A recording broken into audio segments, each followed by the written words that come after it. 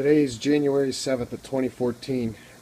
Here in Pittsburgh, it is negative 10 degrees out currently. There's actually a really severe wind chill of negative 30 out there right now.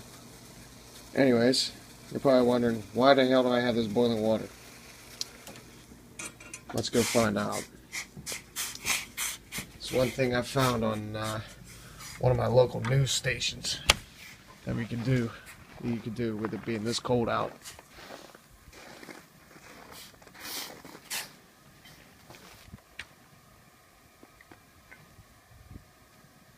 That's how fucking cold it is out here. Man, I gotta go in. It's really, really fucking cold out here.